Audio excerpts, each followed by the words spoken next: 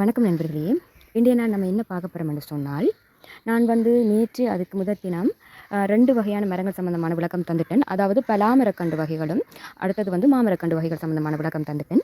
இன்றைக்கு நம்ம அன்னமினா சம்பந்தமான அப்டேட் பார்ப்போம். சரியா? அதில் அன்னமினாவில் விதக்கண்டு நம்மளோட கைவசம் இருக்குது. விதக்கண்டு நான் 150 மாதிரி கொடுக்கேன். ஏனென்னா நல்லா வளர்ந்த கண்டு உங்களுக்கு இந்த வீடியோவில் காட்டி கொடுக்குறேன். கிட்டத்தட்ட இது 2 அடி உயரமான கண்டாக இருக்கும். சரியா? அது நம்மகிட்ட இருக்குது நிறைய 150, அடுத்து 200. ஏன்னா கொஞ்சம் வளர்ந்த கண்டுகள் ஒவ்வொரு ப்ரைஸுக்கு ஏற்ற மாதிரி மாறும்.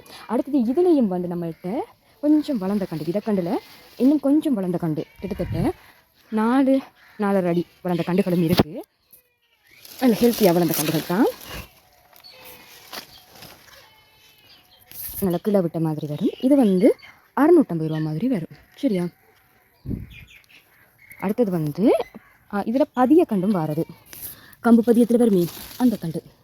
இது கிட்டத்தட்ட 1 அடி 250 ரூபாயா வரும். அதை விட வளர்ந்த கண்டு கொஞ்சம் 300 ரூபா மாதிரி வரும். சரியா? ஏண்டா இதில் உங்களுக்கு பார்த்தாலே விளங்குது. இந்த இதில் 1-2 கண்டு வளர்ந்த கண்டு இருக்குது தானே, அதில் கொஞ்சம் ப்ரைஸ் சேஞ்ச் ஆகும். சரியா? அதில் அடுத்தது கம்பு பதியத்தில் இன்னும் ஒரு சைஸும் இருக்குது நம்மகிட்ட. இது எல்லாமே கம்பு பதியத்தில் கண்டு தான்.